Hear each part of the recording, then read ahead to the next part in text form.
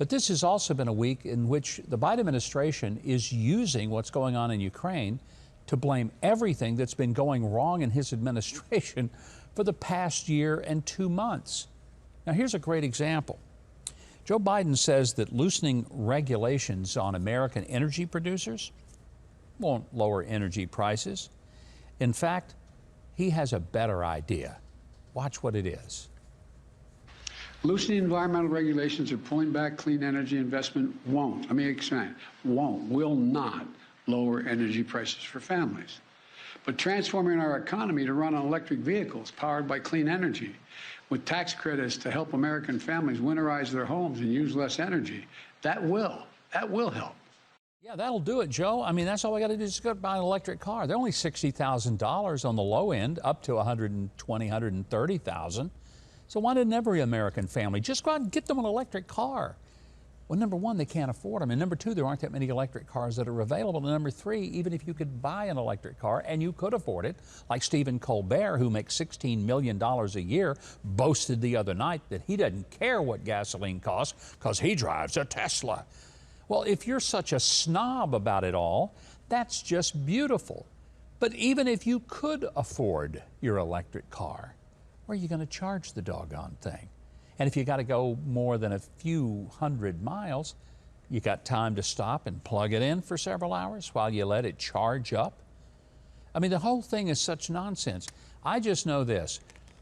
Before Joe Biden became president, we were energy independent. A year and a couple of months into his administration, and people are having to sell a kidney to go put gas in their tank.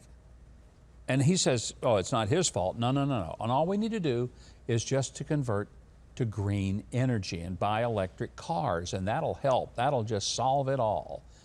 Folks, I don't even know hardly what to say, but I'll tell you, the American people aren't stupid as he thinks they are. The other day, Will Cain from Fox and Friends was at a diner in Ohio and talked to a young man by the name of Sergio and asked him about this whole buy an electric car idea. Quickly, I want to introduce you to Sergio here, because the other big issue today is gas prices. And Sergio, you were just telling me, you know, they say it's easy, gas prices are going up, buy an electric vehicle. Not too easy in your mind. No, I mean, who can really afford it? I mean, they're so out of touch with reality, it's just ridiculous anymore.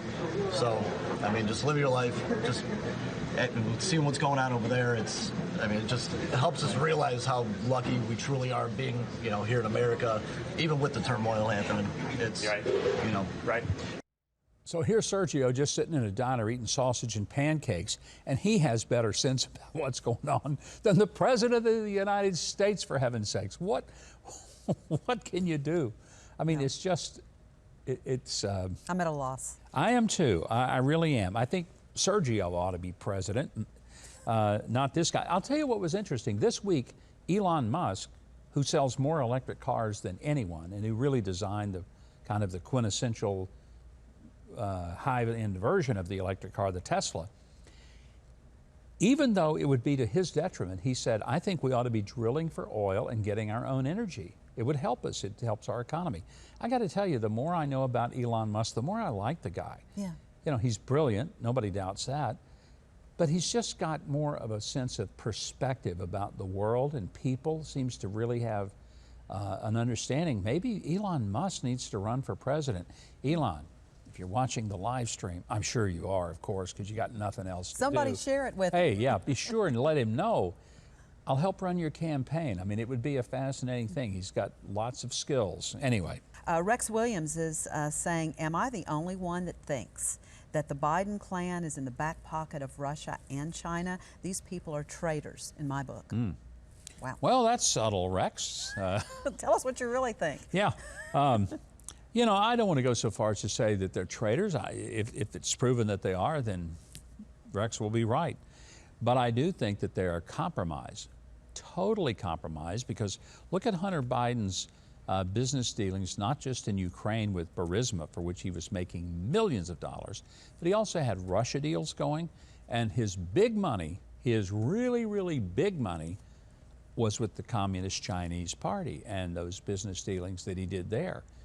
A lot of that has been exposed. If you've not read Miranda Devine's really stunning book called Laptop from Hell, she's the New York Post reporter that has spent about a year really understanding what was on that laptop. So this isn't somebody who thinks he did something. This is excerpt from his laptop. It's pretty stunning.